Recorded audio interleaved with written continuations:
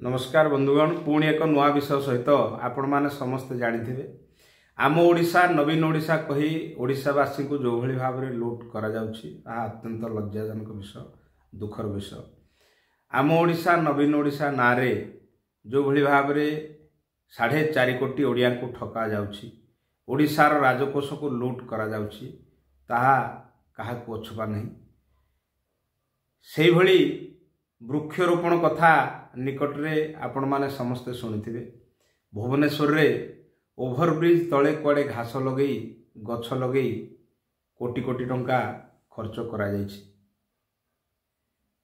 Print media माध्यम रे जहा मु जानिबा पाइली गोटे गछ पिछा 1200 टंका खर्च होइछि। पुणी जेउ सब गछ गुड़िक भुवनेश्वर राजधानी रे लगा जायछि से गछ गुड़िक सब राज्य बाहर आसछि। मोर एठी से अण ओडिया अध्यक्ष महोदय को प्रश्न मान्यवर मुख्यमंत्री को प्रश्न कौन 4.5 कोटी ओडिया मध्य कही जड़े ओडिया लोक जी नर्सरी कर जी वृक्ष चारा सप्लाई करुछि जी वृक्ष चारा तैयारी करी बंटन करुछि एभलिया कौनसी व्यक्ति 4.5 कोटी ओडिया मध्य आपण पाइले ना। मोर एठी मान्यवर मुख्यमंत्री को से अण ओडिया अध्यक्ष महाशय को प्रश्न केते दिन आपण माने एमिति ओडिशावासी को लुटिबे। बड़ दुखर कथा यह अत्यंत लज्जाजनक विषय।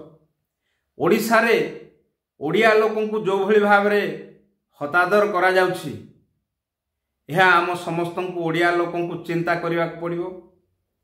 ओडिशार राजकोष को विभिन्न आड़ देखे जो भली भाव में लुट करा जाउछि अण ओडिया ऑफिसर मान द्वारा अण ओडिया अध्यक्ष मान द्वारा एवं ए राज्यर शासन रे थिबा बीजेडी सरकार द्वारा जो भली भाव में ओडिशा को लुट करा जाउछि ताहा अत्यंत निंदनीय अत्यंत लज्जाजनक विषय।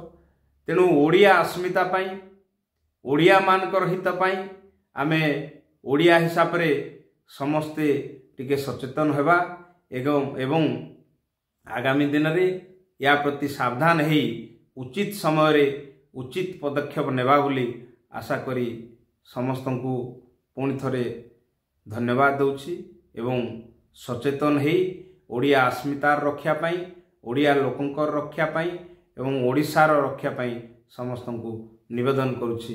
भारत माता की जय। वंदे उत्कल जननी।